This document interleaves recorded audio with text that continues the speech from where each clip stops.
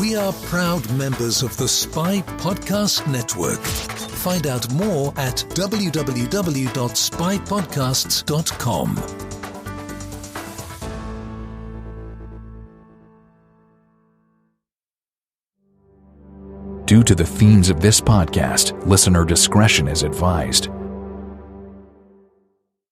So I was curious about who radicalized some of these rebels and how did that all happen? So I had done some research and, the radicalism crept in over time. And I think a lot of ordinary Chechens were not happy to see the Wahhabist influence coming in. Lock your doors, close the blinds, change your passwords. This is Secrets and Spies.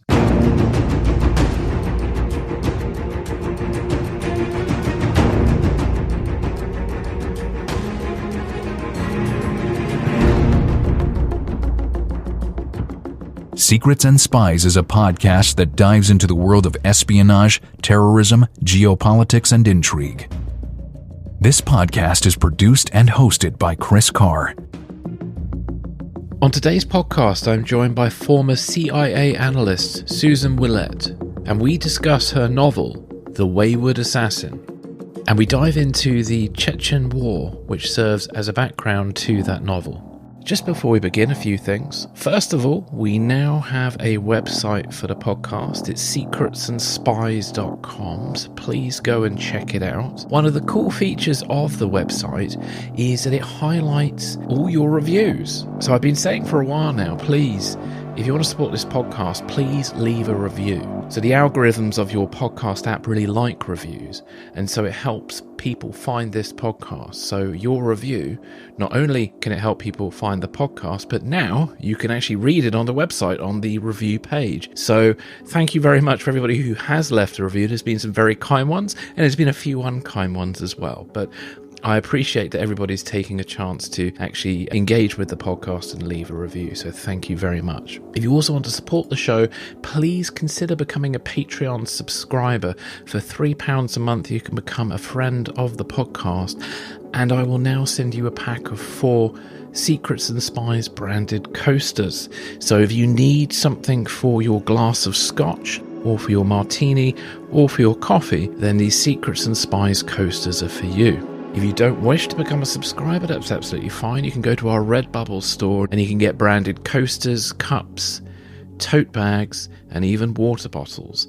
So please do check that out. Any purchase obviously goes towards helping the podcast. And lastly, don't forget to watch my film The Dry Cleaner. It's available on Apple TV and Amazon Prime. I think it's about £2, which is about $2-3. It was my first attempt at spy fiction, and I hope it's not my last attempt at spy fiction. I am planning on other projects at the moment, feature films and TV shows, so watch this space, and hopefully in the not too distant future there might be some very cool news about that. Thank you very much for listening. I hope you enjoyed this show, and I appreciate all your support. Take care. The opinions expressed by guests on Secrets and Spies do not necessarily represent those of the producers and sponsors of this podcast.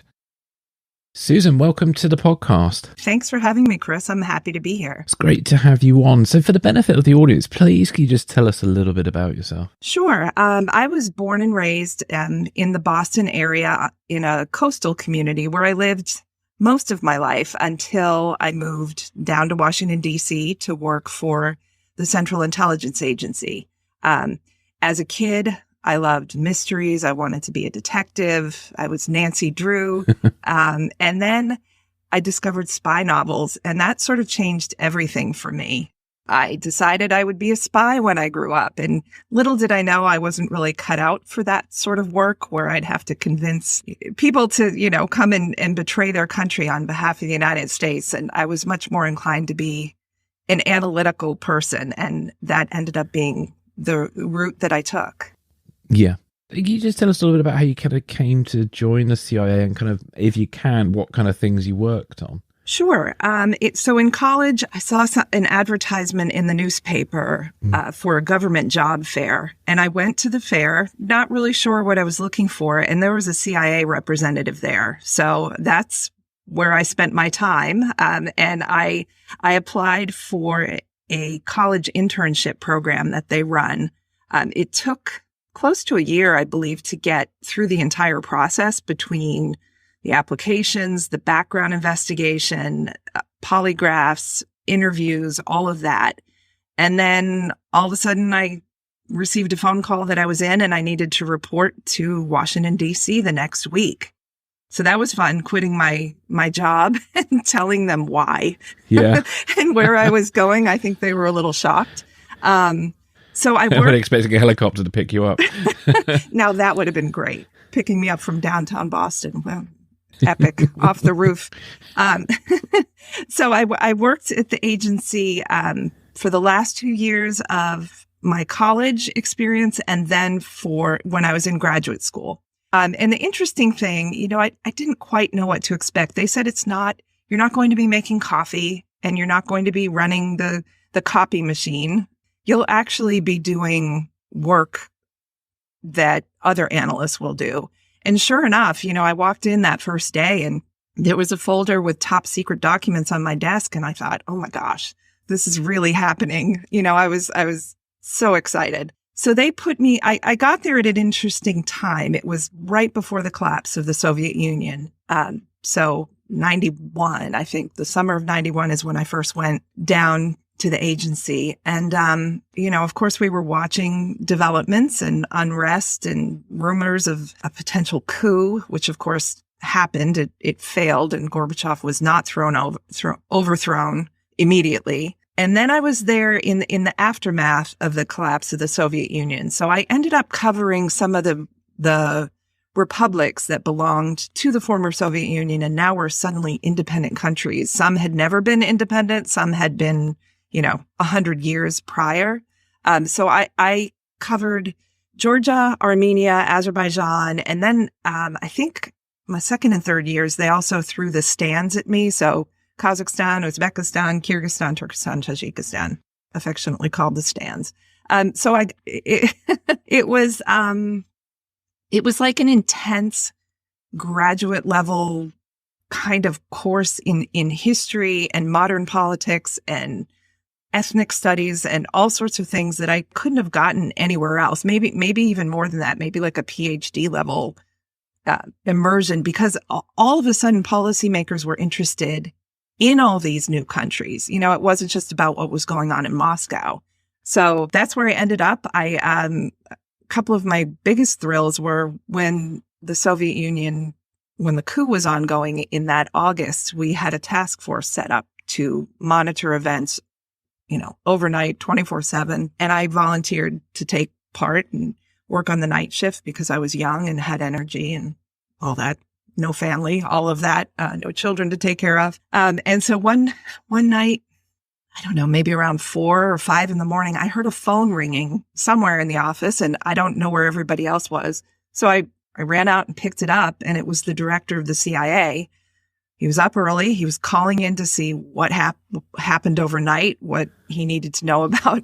And first I froze because, here I was, this 20-something, and I'm talking to the director of the Central Intelligence Agency about one of the biggest events of the 20th century. So I calmed down quickly and I updated him on everything I knew, and he thanked me, and that was that. And when I told my boss, she panicked a bit that the rookie answered the phone when the director called, but it all worked out. And then the other kind of highlight for me, best day at work thing was I wrote a piece for the president's daily brief, which is his daily intelligence briefing that he gets. And it was about the Republic of Georgia. There was a separatist movement that was being funded by the Russians and encouraged by the Russians and probably some Russian soldiers. It sounds familiar. And had to write a piece about what we thought the government of Georgia would do. And I was challenged multiple levels, up the chain on my analysis. And I stuck with it. I was pretty confident about it. And fortunately, it turned out to be the correct analysis. So that was a rush for a college kid. Yeah, super cool, wasn't it? Yeah. It's like something out of a Clancy novel. Yeah. Yeah, it was, they really do, if there's anybody out there, at least on this side of the pond, who is a college student, has a college student, graduate school, who's interested in this program, I believe it's still going strong. And it's it's not about, I never made coffee. I never made copies. I never, they throw you right into the work because they're hoping to get, lifelong employees out of this cohort of students. Yeah, that's brilliant. It sounds very similar to, I had a previous guest, David McCloskey, and he had a similar-ish experience. I think he came through the graduate program as well. So it sounds like it's a good program. It's great. Really, really good. Excellent. Well, thank you so much for that. So your novel, The Wayward Assassin, is an espionage story that kind of moves from Russia to London. And, as some of the best fiction has its roots in reality. And before we kind of get into your book, I just wanted to ask you a few questions about some of the kind of key real-life events and situations that informed your book. And one of the things I loved about your novel was the fact that it's sort of two key female protagonists, and you've got Maggie, the CIA officer, who is hunting Zara, the assassin. So I suppose my first question is about sort of what is it like being a woman in the CIA, and how did that experience inform your kind of creation of your protagonist, Maggie? Sure. So I don't know if it was something I just didn't think about at the time, but I never felt, even with my age, being in my early 20s, I never felt like less than the rest of the team of analysts. I didn't feel dismissed or less valued. I think my work, my analysis spoke for itself. That said, I wasn't there for a decade or, 15 or 20 years where I would have had to compete with men who had been there for a while to get promoted and get plum assignments and that sort of thing. So there probably is, or at least was, a sort of boys' club. But I think in the Directorate of Intelligence, which is where the analysts work, it's probably less than in the Directorate of Operations, which is where you get your case officers, your operations officers, who are the ones actually recruiting the spies. I remember hearing at the time that it was really difficult to be a female operations officer. That really was a boys' club, and might have been tough for them to land the women, to land the plum assignments, to be taken seriously. And I was thinking about this. It would be interesting if there was a way I could find these people now, and say, how did your career go? Yeah. Where did you stick with it? Where did you end up going? And what sorts of spies were you recruiting? So, I didn't see it. I was young. I wasn't looking for it. And I may have encountered it as my career went along because, there are difficult people and biased people in any and every job that you'll encounter. I just was fortunate not to either not notice it or not experience it. So, yeah. Your assassin character, Zara, was she informed by any kind of real-life terrorists or assassins? And is that a common thing for women to be involved with? I wouldn't call it common necessarily. But Zara, the character, first came to me when I saw some photos of Russian, what they call black widows. And these are the wives, the sisters, and the daughters of men, mostly Chechen men, who were killed at the hands of the Russian military, Russian intelligence. These women then became terrorists with the goal of avenging the deaths of their loved ones. And, some of them were actual suicide bombers, and others were, they participated in the Moscow theater siege in 2002. And I remember seeing photos of these women and just thinking, I was appalled and fascinated by them. People suffer losses all the time. Most 99.9% of people don't become suicide bombers in the aftermath of that.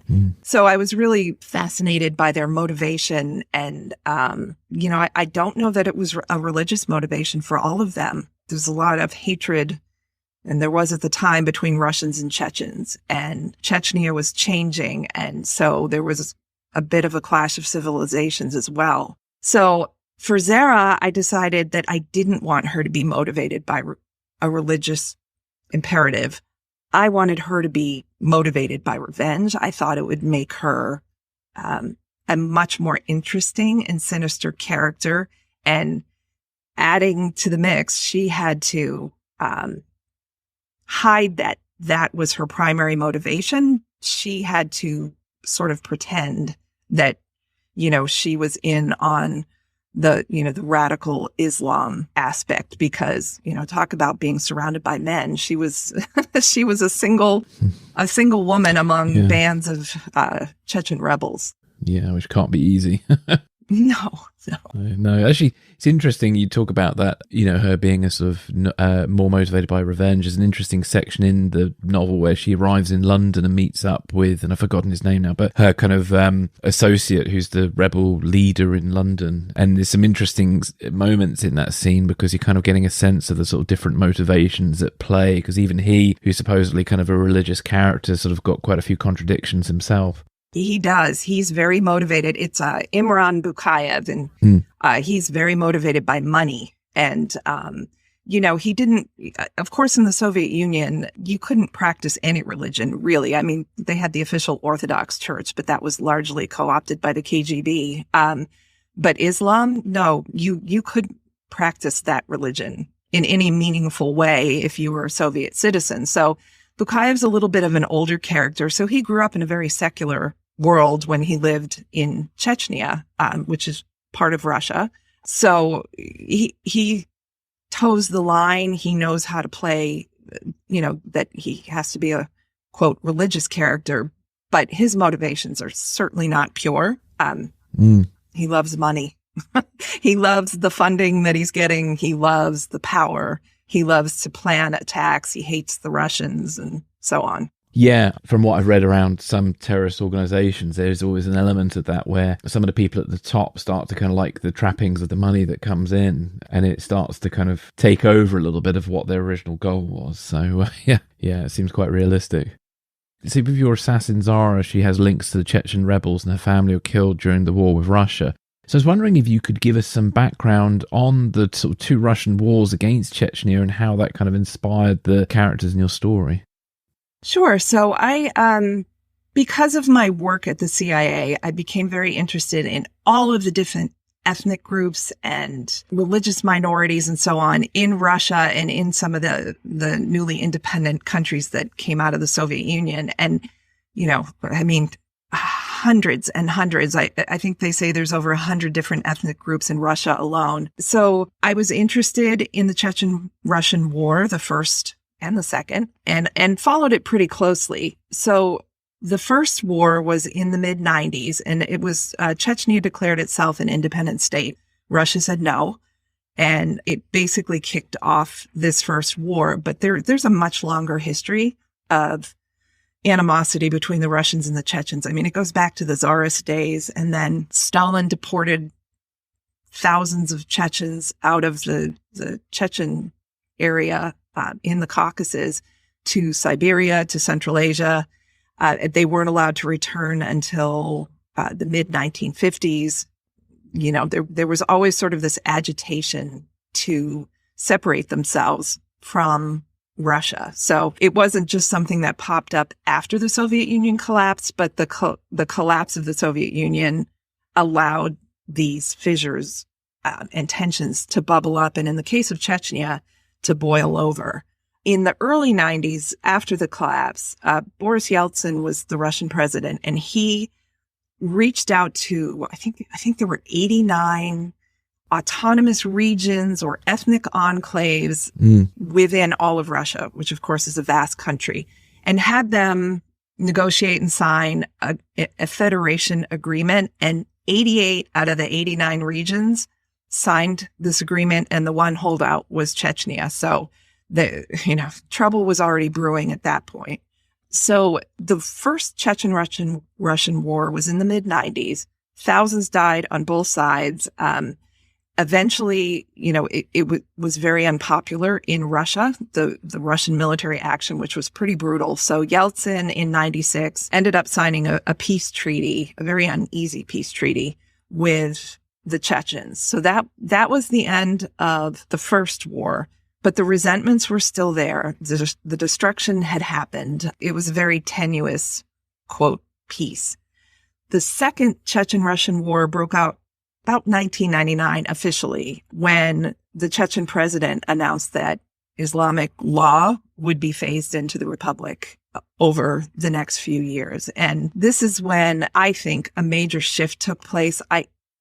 not everybody, this is a generalization, but I think the first war was less about the Islamic influence in Chechnya, but because of Russia's brutality and the influx of some outside forces, some radical groups coming to Chechnya, it became more of a religious struggle. Certainly not everybody, and probably not even every fighter who participated.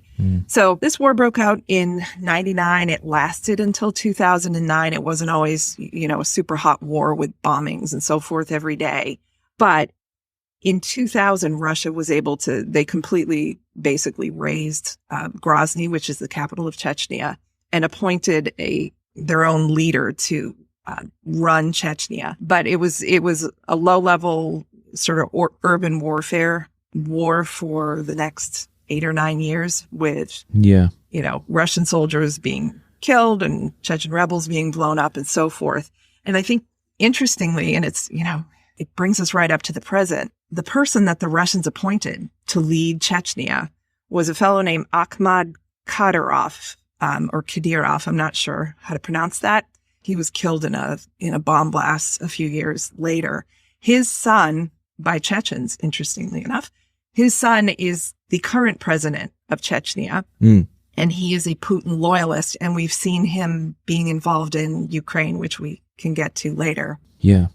So this guy Ramzan, who is the son, he's part two of the Kadyrov family, became prime minister in 2006 of Chechnya after his father was killed with the full support of Russia. And then he was appointed president by Moscow in 2007. So he's been in power for over 15 years. So finally in 2009, the Russians said, we won, you lost. Chechnya is now under our full control. And it largely is. I think there are still the occasional rebel strikes against both the Chechen government and Russian targets. And in other places outside of Chechnya, in some of the neighboring republics, there's some of the same sort of activities, terrorist attacks and so forth. Yeah. Well, could you talk to us a little bit about, I suppose, the complicated picture of the rebel groups? Because obviously some of these rebel groups then used terrorist tactics, which led to the Moscow theatre siege in 2002 and the Beslan school attack in 2004, which features in your book. So I was wondering if you could just sort of talk to us a little bit about that, and also then the significance of those events. Sure. The Moscow theater siege occurred in 2002, and it was when I think about 45 Chechen rebels, including a number of women, these Black Widows, stormed a Moscow theater full of hundreds of theater goers and held them hostage for several days. The Russians, the government, decided to pump in, and I forget the name of the gas, but they pumped a gas into the theater saying they were going to knock everybody out and then be able to go in and, rescue everyone. Well, it killed, I believe, over 100 Russians, and I believe all of the hostage takers as well.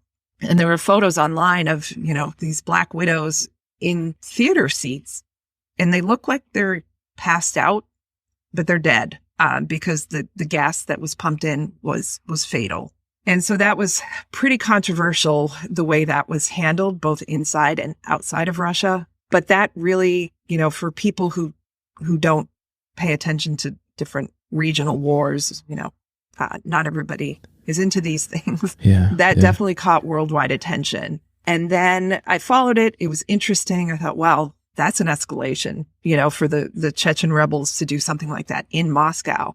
And then in 2004, it was the first day of school in September, which is a big deal in Russia. It's basically a holiday, and it's very exciting, and it's a big deal, much bigger than here in the United States. A bunch of Chechen rebels, seized an a school. I believe it's elementary level, but I'm not sure how that translates in Russia, and held hundreds of students and teachers hostage for about 3 days. The Russian military security forces moved in. There were gun battles. There were grenades inside the school that were set off. It was a horror, absolute horror. And that, next to 9/11, for me, it was unfathomable what happened and why, and especially because of all the children. Yeah. I had young school children at the time, and it was every parent's nightmare. To this day, I still, I think about it, and I imagine being in the position of one of the parents outside the school. And, we've seen things like this on a smaller scale with the horrific school shootings, where it's a lone madman, which is horrible enough. But the thought of a group actually plotting to take over a school and thinking that this is the way to achieve our goals. So when that happened, I don't know that I made the conscious decision to use it in a book, because I certainly wouldn't want to exploit such a horrible tragedy. But it was a way, I think, for me to process through what those people must have gone through. So on some level, if we had a psychologist on here, they could probably explain why I did this. But I just a way for me to put myself there and process it. And that's sometimes how I have to do things, is write it down and work through it. Yeah, I could empathize with that. Yeah. Yeah, something that far away from my little comfortable, safe home here in Virginia, it made a huge impression on me. So that's where it came from. And that was the inciting incident in The Wayward Assassin. And it takes off from there. Yeah. No, well, I mean, I don't think it was a mistake to include that in the book. I think there's something, very raw and real about that. And I remember watching the events on the news back in London. And it was a horrifying event, as horrifying as 9/11, but obviously on a smaller scale. But when attacking children in a school, it does, it was dreadful. I remember the pictures of the poor kids being pulled out, and and I think they were stuck in there for about 2 or 3 days, and it was so hot they had to they were all in their underwear and stuff, and it was just dreadful. The whole thing was just appalling. Yeah, and I tried not to make it, it was horrific, and if people want to read more about it, they can. Yeah. I didn't want to exploit the deaths, and so I kept the gruesomeness to as much of a minimum as I could without, diminishing how horrible it was. Yeah. No, you handled it very respectfully, and no, it was fine. So I suppose then one thing that comes up in your book as well is about with the rebel groups, there may or may not be links to Al-Qaeda, and I find that quite interesting, especially at that time. And I was wondering if you could talk to us a bit about sort of the rebel groups and then those sort of outside sort of forces that influence them, such as potentially Al-Qaeda and Saudi-backed donors and things like that. So I was curious about who radicalized some of these rebels and how did that all happen? So I had done some research, and, the radicalism crept in over time. And I think a lot of ordinary Chechens were not happy to see the Wahhabist influence coming in and, all of a sudden wanting Chechens to rein in their girls and make them wear hijabs and abayas and so forth. So I looked into it and found out that in 1996, Al-Qaeda's second in command at the time, Ayman al-Zawahiri, had investigated moving his terror network to Chechnya, which didn't sound like a good idea because the Russians would not have, they were safer in Pakistan and Afghanistan, I would think. So that was interesting that it was already at that level of attention to Al-Qaeda back in 96.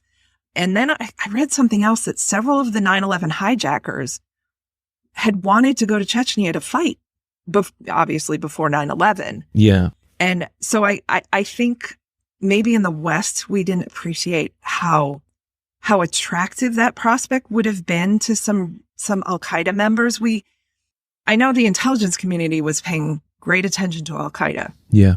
Because when I worked on Capitol Hill in the mid-90s for the Intelligence Oversight Committee, and we had multiple briefings on a guy named Osama bin Laden and his Al-Qaeda network. So, I don't remember them ever talking about Chechnya during these briefings, but that doesn't really surprise me because it probably looked like small potatoes compared to other places Al-Qaeda might go after. I also saw media reports that hundreds of millions of dollars were funneled into Chechnya to help in the fight against Russia. So there was monetary influence, there was political support from Al-Qaeda, and there were Chechens who attended training camps in Pakistan, Al-Qaeda training camps, including a fellow named Shamil Basayev, who was at one time the leader of the Chechen militants. And he visited there in 94. And he later returned with a bunch of fighters that he wanted to be trained. So they actually went to Pakistan. And then fast forward 10 plus years, in 2015, the Islamic State, which of course didn't exist when I wrote this book, accepted a pledge of allegiance from the militants in Chechnya. So they haven't given up on, keeping, on radicalizing the people in this part of Russia. I mean, am I right in believing there's an element of that happened in Bosnia as well during the Bosnian War? Yes. In fact, when I worked on Capitol Hill, we did an investigation into Iranian armed shipments to the Bosnian rebels.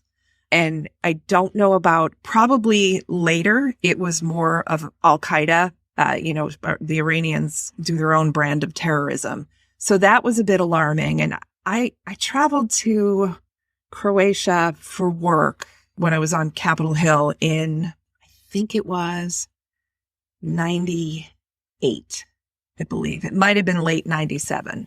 And we were, a couple of us Capitol Hill staffers were seeing the city with the CIA station chief, who was a great guy, giving us a tour of the city. And he actually told us that there were people that they believed were Iranians who were filming the school buses that carried the children of diplomats to and from the American school in Croatia, which was chilling, absolutely chilling. Yeah. So, yeah. Not good. On a similar note, I mean, we mentioned him before, so obviously one of the key characters Zara connects with is the Chechen rebel leader who sort of who has connections to Saudi Arabia and is based in London, living as a political refugee. Was there any sort of basis of fact for your choice, for that choice in your book? There was. So there is a former Chechen prime minister who, last I checked, lives in London, and he's been there since 2002. He is wanted in Russia for terrorism, just like my character Bukayev. Yeah. The difference is, as far as I can tell, this fellow, the real life former politician, is Ahmed Zakayev. As far as I can tell, he has no ties to terrorism whatsoever. I understand the Russians would disagree because he did lead rebels, but he fled at some, I guess, in 2002. I'm not sure entirely why, if he fell out of political favor or didn't like the radicalization that was going on in Chechnya. In any event, when I heard about that, I was like, aha, I need a character. Zara needs somewhere to go. She needs financial support. She cannot possibly, launch her next attack without a network, some kind of support system. Yeah. That's where Bukayev came in. The difference between him and the real life Chechen leader is that he's actually a bad guy. He is a terrorist mastermind. He's a fundraiser, a funneler of, hundreds of millions of dollars from Al-Qaeda benefactors. So yeah, that actually has a basis in fact. And there have been several attempts on his life that they believe have come from Chechens, probably sent by Putin would be my guess. But yeah, very interesting. Very, very interesting. And it's interesting that, he was able to get asylum. I'm not sure if it was because of the Russian threat against him or the Chechen threat, or, how much daylight is between those two threats. I'm not sure. They might be one and the same. I think there was a policy in British intelligence in the sort of mid-90s where they were kind of happy to grant asylum to certain people just so we could kind of keep an eye on them over here. And I think in the end, after the 2005 London bombings, I think that policy was changed. But some interesting sort of stuff there. I think they called it the Covenants of Security or something. I think it was what it was called. But yeah, it was a very interesting time, I believe. Yeah. I also ask you a bit about the significance of is it the Gloucester Hotel where Maggie stays? I just had to wonder whether that was a place where you had stayed at one time. I had not stayed there, but the internet is a wwonderful thing. I wanted to put her in I looked at all sorts of hotels in London online, and I have stayed in London. It's been a while and I can't quite remember where I stayed. But I wanted, you get the Google Maps and I'm looking at, where could all of these events take place reasonably? And hopefully I got it reasonably correct. So no, there wasn't a particular significance. I just, I liked the look of it and I picked it. No, cool. Sadly, that particular hotel's changed hands, I think, since you wrote the book. Because I think so. I was Googling it myself yesterday, and it seems to have changed a little bit now. But it's still there. But it's just not that name anymore. But no, it's cool. I'm always fascinated by spy sites in fiction. So it's and South Kensington, sort of where it's near, is very much a spy-ish kind of area. It's a very cool area. That's cool. Absolutely. Well, thank you. One other thing I was ask you about was sort of what is the sort of situation in sort of Chechnya today with Russia? Well, if you've been watching the news in Ukraine, and I think a lot of people have, there was this big to-do about Chechens coming in to try to assassinate the Ukrainian president. Whether or not that's entirely true or it's a propaganda effort to instill fear in regular Ukrainians, because I certainly wouldn't want a band of Chechens roaming about my neighborhood. They have a reputation for being brutal. They're well trained, a lot of these guys, in urban warfare from their experiences. So the interesting part for me with Chechnya and Russia is that we have the Ramzan Kadyrov guy, the president of Chechnya, who is clearly Putin's puppet. He was appointed by Russia. He's been in power since, I think I said 2007 as president. He's only 45 years old and he's been in power for 15 years. There's no doubt that he will do whatever Putin says. He will hold on to power. I think that opposition to Russia remains strong among much of the population of Chechnya, but their president is a brutal dictator and he will torture and kill, have his men torture and kill anyone on all spectrums, the entire political spectrum, from people who are anti-Russian to, LGBT activists. Yeah. There are human rights violations. So as it stands right now, there's very little chance, I would say, that anti-Russian forces in Chechnya can do much at all, because their president is completely beholden to Vladimir Putin. So, he's only 45. If nothing happens to him, he could rule with his iron fist for 30 more years. But I assume he rules at the pleasure of Putin, and we don't know Putin's eventual fate. When Putin's out of the picture one way or another, what happens to Chechnya? Do the rebel forces rise up again? Do they actually hold a free and fair election? I don't know. It's a good question. Well, we've already sort of mentioned it. The Chechnya background feels very relevant to Russia's war on Ukraine that's currently going on. Do you have any insights or thoughts on that war that you'd be happy to share? Well, I think, people have had such an interesting reaction to it, to Putin must go, to the Ukrainians deserve this, to it's none of our business. I take more of a CIA analyst look at it and looking at patterns. And I would have been surprised if the Russians didn't invade. And I know a lot of people were, we didn't think he would do this. Yet, if you look at Vladimir Putin's history, it wasn't surprising at all that it's a pattern that he has. I mean, it was 2008. He did the same thing essentially in Georgia, and he was messing around in Georgia with separatist movements well before that, before 2008. You claim there have been crimes against Russians. You claim all sorts of things. You secretly or not so secretly support separatist movements and ruin all of these countries. So he's done that in multiple places. And with Crimea, whatever the arguments are about, is it really Russia's? Is it really Ukraine's? It was pretty much the same pattern. So, I think at the center of it all is this one personality, and it's Putin, and he's brutal. And I mean, I think it was 2002. It's all but 100% certain that his people poisoned one of the presidential candidates in Ukraine because he was much more Western looking than Russian, a fan of Russia. And he survived, and he actually became president but he was horribly disfigured for a time from whatever this poison was. So I'm not surprised that any of this happened. I am surprised by how well the Ukrainians appear to be doing. And it's interesting that they're back in peace talks. I wouldn't trust Putin at all, but I think if they can obtain some sort of ceasefire and withdrawal, everybody can have time to breathe and think and find a way forward where there still is an independent Ukraine and whatever Russia's concerns are about NATO are addressed. Yeah. One question is sort of about Putin. I mean, do you think this could be the beginning of the end for Putin? Especially when we were talking about earlier about your time looking at the end of the USSR, I kind of feel like there's some parallels, but I don't know what your thoughts are. You know, when I think about Gorbachev, and obviously he had his faults and he did repress some minor uprisings throughout the Soviet Union, he didn't strike me as nearly as fearful a character as Putin. Yeah, I agree. Yeah. I don't know who around Putin, it can't be one person, that would oust him. For now, I think he's secure.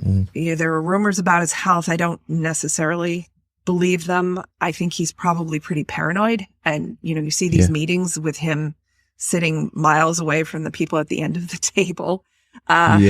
So he's probably paranoid about COVID and paranoid about poisonings and paranoid about all sorts of things. So I don't know. I feel like he rules with such an iron fist that this may not be the end of him. Yeah, he's a survivor, isn't he? He is a survivor. He is. Yeah. So it would take I think if there were to be a coup, it would take a pretty secretive group where they can all actually trust each other and know that one of the guys in the group isn't going to tip off Putin. And it's a terrifying prospect. I can't imagine that everybody around him wants him to remain in office. Yeah, I'm just thinking of that film Valkyrie about the plot to kill Hitler, but that didn't really work out too well for them. So it's not easy.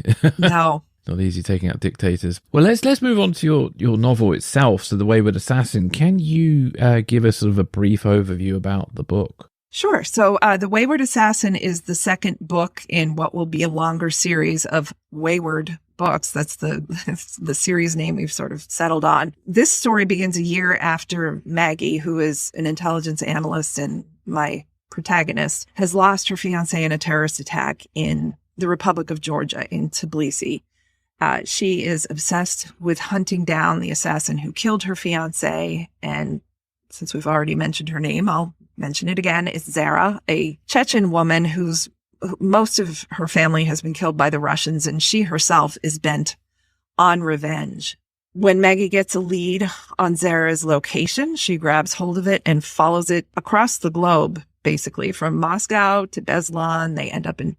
Maggie ends up in Chechnya, to Georgia, to London, and finally to the United States, to the Washington, D.C. area. And in the process of hunting for Zara, she uncovers Zara's plans for another horrific terrorist plot that Maggie is determined to unravel and stop, even if she has to do it herself. She faces odds on both sides of the ocean, from her own government and, from a very clever, dangerous opponent in Zara. What was it led you to writing this book and obviously the series of books that it's a part of? Well, I've always loved spy thrillers, no surprise there. And I used to think, I wonder if I could do that. Could I actually write a book? So I first started thinking about it seriously back, in the late 90s. When I worked on Capitol Hill for the House Intelligence Committee, our office was located in the attic of the United States Capitol building. So if you picture the iconic big white dome that, sort of dominates postcards and images of Washington, D.C., up in the dome, there is attic space. And we were tucked away up there, and it was virtually impossible to stumble upon if you were a tourist or even a congressman. They had a hard time finding where we were hidden. So, great job. Absolutely loved everything I did, except probably working on government budgets. That was tedious. So my mind would wander, and I just think, what if something really exciting happened to me when I was here. And this is before 9/11 and all the horrible things that came after that. And I came up with a character who used to work for the CIA like me, and then worked for the House Intelligence Committee like me. And unlike me, she lost her fiancé to a terrorist attack and uncovered an American role in that event. And that set off the first book. So I had this in my head for quite a few years. And when I finished writing that, I thought, well, Maggie's story's not really over. So then I wrote the second book. And interestingly, the terrorist in the first book, I wrote it before 9/11, at least the first draft, was Osama bin Laden.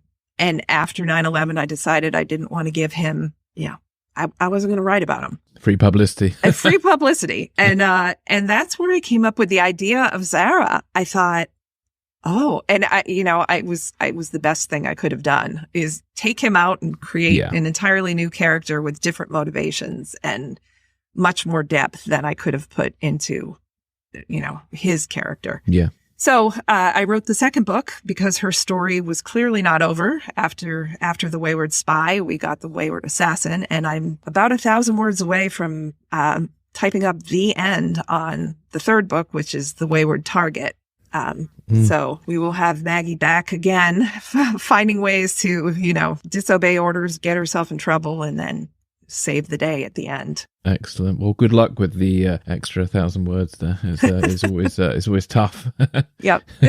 It's always, I'm thinking of how to make the perfect ending. So, yeah. Yeah. No, that is always the hardest bit, I think, isn't it? But how have the books sort of been received so far? I think well. The first book won an award from the Independent Publisher Book Awards for, the best thriller of 2021. I just found out that I was nominated for a Benjamin Franklin Award, or the book was, the first book. So that award ceremony is coming up in about a month. And with the second book, I'm seeing traction. I'm new to this book business, and people, my publisher and my agent, had said, you've got to be patient. There are not a lot of one-hit wonders. Yeah. And your second book will build on the first book's audience, and your third book will build on that. And people love a series. And it's true. I've seen a whole bunch of people who have bought The Wayward Assassin and then say, oh, wait, there's a book that comes before this. So sales for the first book have gotten a bump because of the second book. And then everybody who read the first book has bought the second book. So yeah, I'm very, very pleased. Yeah. Well, not a lot of people know, like with John le Carré, I think The Spy That Came In From the Cold, which was the book that arguably launched him. I think that was his third novel. He'd written two others, and the same with, forgive the comparison if you're not a fan, Dan Brown. I mean, I think he'd written two other novels, I think, before the one that launched him, which the name escapes me at the moment. Oh God, the one with Tom Hanks in the film. Yeah, I've I know. completely forgotten it now, but anyway. The Da Vinci Code. You know the one I mean. The Da Vinci Code, yes. The Da Vinci Code, yes. That's it.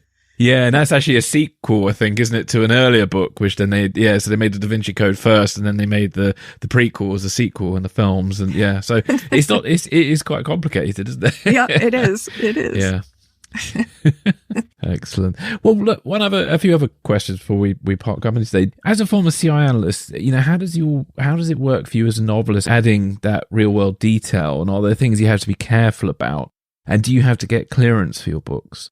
I do. It's a lifetime obligation that you sign when you leave the agency. So they have a publications review board where you send your manuscript. I think people who write fiction have an easier time of it. They took nothing out of the first book, which there was one part that I thought it was dancing a little bit close to something that actually happened. But I was careful because, I'm not going to spill the beans and reveal secrets, and I can't. So even if it sold more books, I wouldn't do it. And then the second book, again, they took nothing out of it. And I thought, okay. And, my dream job would probably be to work for the Publications Review Board because A, you get to read books all day about spy things. Yeah. And B, you get to do research to look into whether there's classified information in the book. So that would probably be my dream job. Yeah, it would be great to just read all day and get paid for it. Yeah, so that would be quite cool. I'll be sending the third book off to them shortly, and I don't think there'll be anything in it that they'll object to. So. No, that's good. That's good.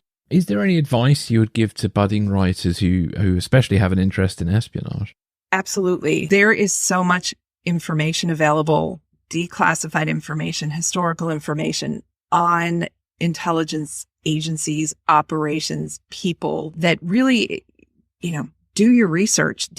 I'm dying to get to the National Archives, which have basically been closed for the past 2 years because of COVID. And just, I could camp out there and start digging into historical documents. And I particularly like declassified documents. Do your research and also read other spy books, read as many different types as you can. There's techno thrillers, there's ones that focus on the Middle East, so Russia, you can read the Cold War classics and figure out what keeps you turning pages and what keeps you up at night. And that's how you want to structure your writing. And I think the other thing I would say is if you've got a manuscript, you don't know if it's any good, you're afraid to send it out, you can have friends read it, family, mom. But I would suggest getting a developmental editor if you can afford that. Those are the people who can take sort of a bird's eye view of a book and almost do an X-ray or an MRI of the book and see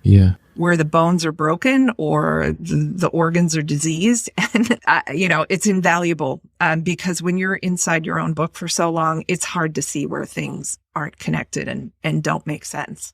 If you're serious, at some point you want to get a good developmental editor, and that's different from, the copy editor who's looking at your spelling and grammar. That can come later.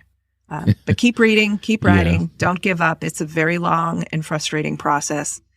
And, if it works out, it's definitely worth it in the end. Yeah. Do you have any, I'm always fascinated by this one. Do you have any kind of like writer habits? Do you, I'm assuming this is not your primary focus. You have to sort of work it around doing a job and things. I mean, how do you go about sort of writing your novel?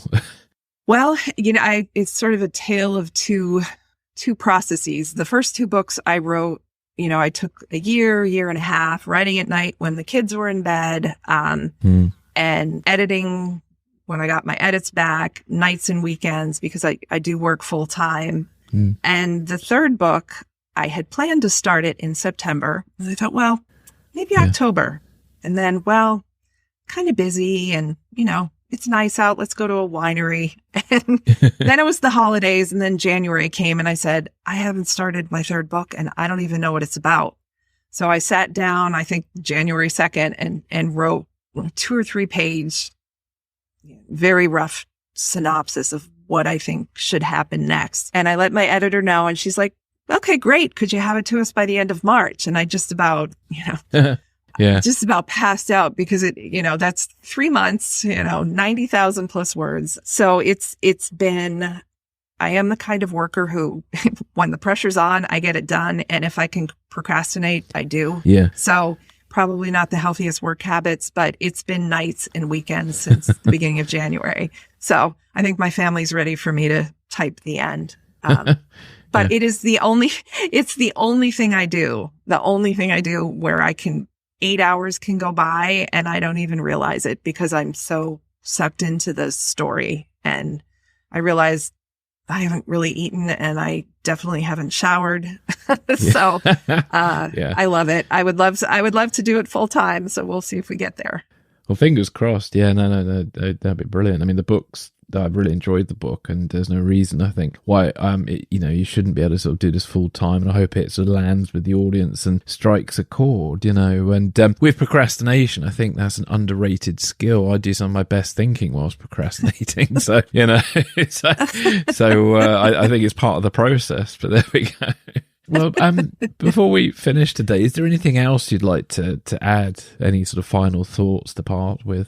I would say just stay tuned for book 3, The Wayward Target, next spring. And, I'm not sure how many books we'll have. Will it be 5, 10, 20? We got to see what there's so much. I love that the books when I wrote the books, they took place when they did, because I have all these intervening years The third book takes place in 2005. So I have, 17 more years of history for her to slog through and right the wrongs that weren't righted in the real world. Excellent. I've just realised I've missed a question, if you've got time for it. Sure. I forgot to ask you about, are there any other writers who've inspired you and your approach? Absolutely. I think probably the first real spy novel that I read was The Hunt for Red October when I was in high school. Yeah. And that's when I really start, I'm up reading and reading and reading. And, I should be asleep. I've got to get up and go to school. That's when it really hit me that this is something I would like to try. I mean, it took a long time to get from that point to this point. So I've got to credit Tom Clancy for grabbing me. And I love the Russian angle. I love, that was my fascination throughout, high school, college, and even to this day. So that's where it started. And then, for a more quote, modern, less techno thriller kind of thing, I loved Vince Flynn. I loved his character as a CIA operative who suffered through his own tragedies. I love Nelson DeMille. Not all of his books are spy books, but I love the sense of humor that some of his characters have, the sarcasm and they're page turners. Robert Littell, I like his books. I mean, there are so many. Daniel Silva. Yeah. It could probably go on. Ken Follett, not all spy books, but I love World War II. Espionage thrillers. I love the more modern ones. Just so many. Any spy movies? Any spy movies that get it right? Get it right. Well, I do. It might not be any, but. Well, no. Yeah, I know. I mean, again, who doesn't love The Hunt for Red October? I love Patriot Games with Harrison Ford, basically. Yeah. That's one of the biggest disappointments of my life. Actually, when I speak of Harrison Ford, I was out at a meeting when I worked at the CIA. I was out somewhere. Yeah. I get back and find out that Harrison Ford came to headquarters because he was, he was working on some Jack Ryan movies, and I missed him. I didn't get to see Harrison Ford. So terribly tragic day in my life. Yeah. But let's see what, I loved, not a movie, but I loved The Americans. I know it was a little bit over the top, but boy, that series, I just thought it was fantastic. Fantastic. Excellent. Have you seen Le Bureau, which is a French spy show? I have not. I'm going to write that down. It's really good. I really highly recommend it because it feels because I preferred it over Homeland. I thought it was because I liked the beginning of Homeland and I felt it went a bit silly. Yeah. But Le Bureau feels quite authentic as an outsider looking in, but it feels quite real as I can tell, and it's a really good show. So if you haven't seen it, well worth checking out. Excellent. I will check that out. And he eats a lot of ham sandwiches, isn't it? Yeah. I mean, I'll watch almost anything spy related. I sat through Alias, which was a fun show with Jennifer Garner. Yeah. The plot was ridiculous, but I watched every single one. Every single episode. So anything spy related, even slightly absurd, I'll watch. I do have one other recommendation, and that would be The Dry Cleaner by Chris Carr. Thank you. You're short on Amazon. I did. I watched it. I thought it was fantastic. I wanted more. I was like, okay, could this be a full feature-length film at some point? I thought it was great. I hope so. I am working on it. Thank you. No, I have been working on it. I've actually worked on some other things at the moment, but there's definitely something about George and Lydia that I've, for all my various ways of trying to figure out where that story goes, I haven't lost interest in them. So there's definitely something. It's just depending on when. Right. But no, I'm glad you enjoyed it. Thank you. Thank you. Well, thank you so much. Where can listeners sort of find out more about you and your work? On a bunch of social media, Twitter, Facebook, Instagram, LinkedIn, YouTube, Goodreads, BookBub, all of the usual suspects. But the best way to find all those sites, because some of the handles are a bit different, would be my website. And there are links to all of my social media sites. Yeah. Or you can just Google The Wayward Spy or The Wayward Assassin, and things will pop up there. And my last name's tough to spell, so you can always just Google The Wayward Spy, The Wayward Assassin, or look at the show notes and you'll see Ouellette. It's French. Well, thank you very much for joining me today. My pleasure. Thanks for having me, Chris.